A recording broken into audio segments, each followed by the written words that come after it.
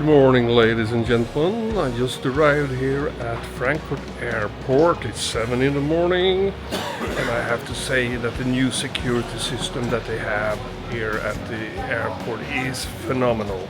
No unpacking. The X-ray machine can see everything, and it takes 2 to 3 minutes, and you're done. No lines today. So I'm a very happy camper. So let's check out the airport.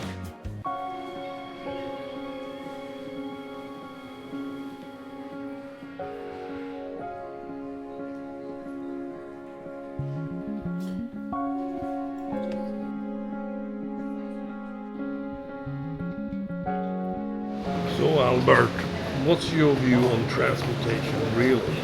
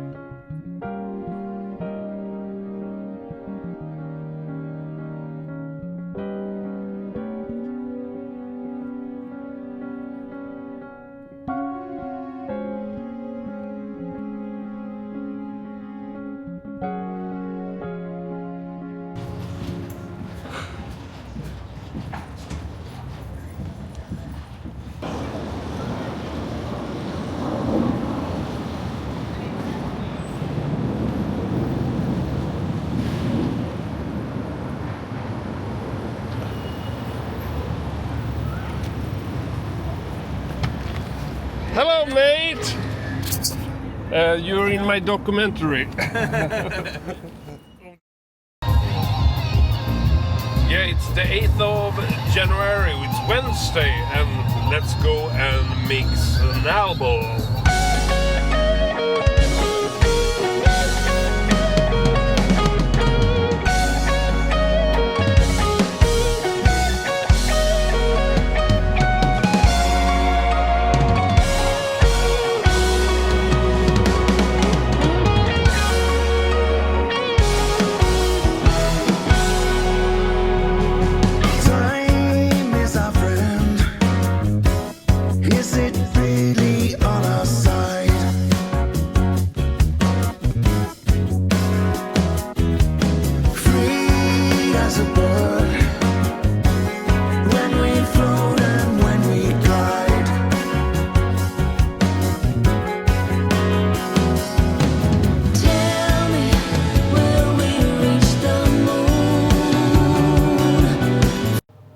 Hey guys, a few weeks ago when I was in LA mixing this album, this big fire was raging only 3 miles away from the studio. It was a strange feeling because on one hand I was so excited for the music, and on the other hand devastated that it affected so many. So before we continue, I would like to address my deepest sympathy for all the people who lost their homes in the fire. I will pray for you. Let's talk to Chris. Cosmic love.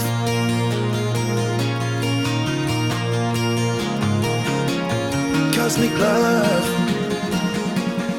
Thank you very much for Jonas. making a great sound on this record. Well, thanks for being here because, for starters, I respect you as a musician. I respect the music. It's my kind of music anyway. And I like having this thing in my life, having the flexibility where I can just work on what I like. Okay? And if I hear something I like, I can do it. And when this came up and you mentioned it, and you sent the first song, I'm like, this is exactly what I like working on. And it's been a little back and forth, and you're here, and we got to finish it up today. So Yeah. I'm excited about it. So I have a few questions for you. You've been in the business for ages. How did your career start, and who was your mentor to start with? How did you learn the craft? Basically, Jesus and the Disciples was my first album. They still owe me money. Yeah. He said, have faith, the old man will pay you. Kidding. I mean, I go back to the 70s. My mentor was Steve Jerome. I mean, he was tough. He was a sweetheart, but he was tough. He taught me discipline. He taught me about paying attention. And he showed me that, that's the basis of what you do.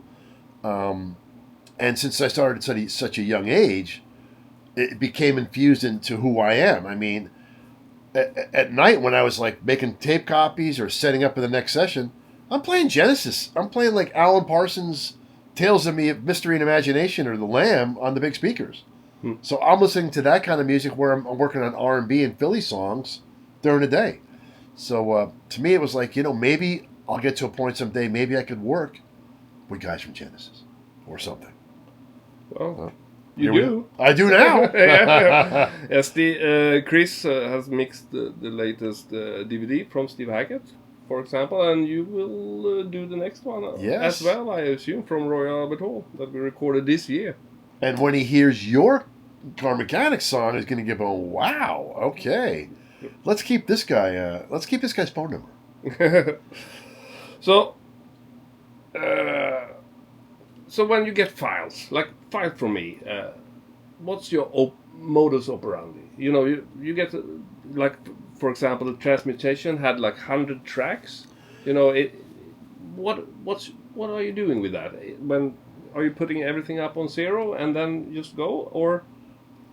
Well, no. I mean, look, to me, a lot of the times how you learn a track is when you prep it. And you're sending me audio files.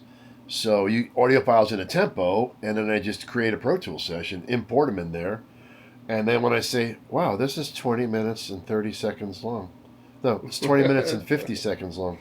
Whoa, okay. There's a lot of scene changes in this.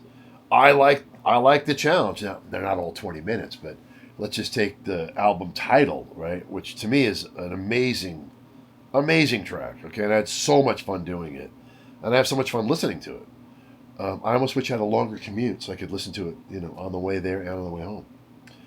But the simple fact of it is that I organize, like, okay, all the drums are going to come up on this many channels, and all these keyboards are going to go up on these channels. The thing about it is, like, you say, oh, it's hundreds of tracks or 100 tracks. Well, they don't all play at the same time. Luckily. No, I mean, so in all reality, the way it's built is that you can have a piano track that the piano and the organ track can share all the piano type instruments and organ type instruments on those pairs. And then the lead vocal in the backgrounds, obviously, that'll be the whole song. But if you run out of space with this kind of music, there's motifs, there's themes. So then some of the theme stuff can go on the background vocal tracks. It's almost like a Yes 24 track, okay?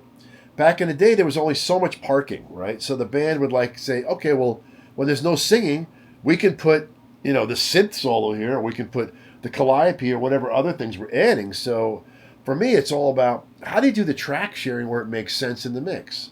Because no matter what, I only have 44 faders to work with, okay?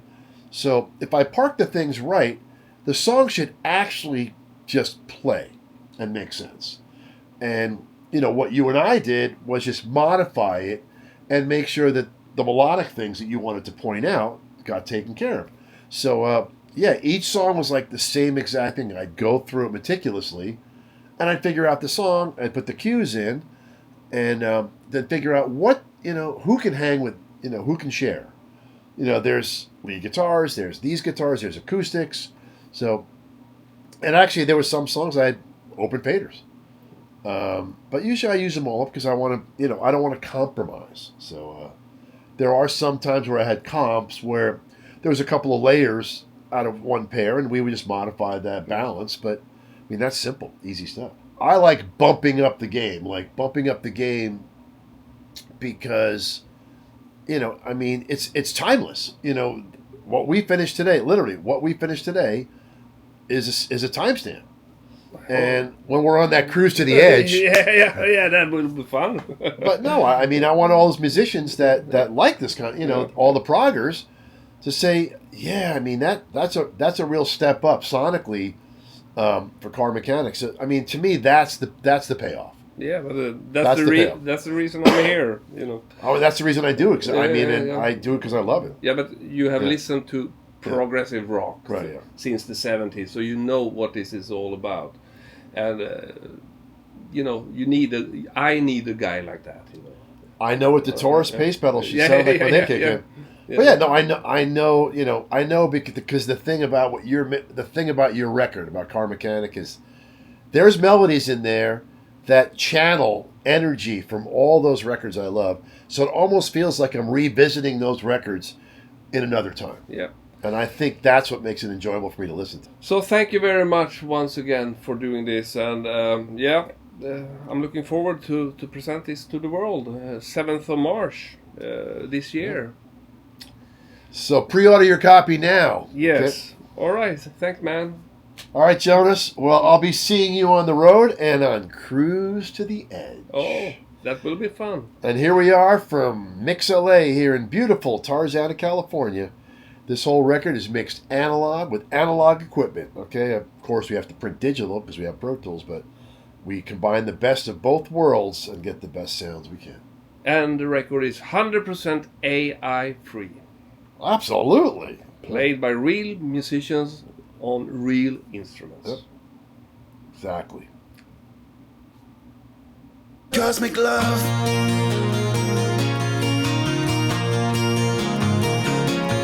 Cosmic love.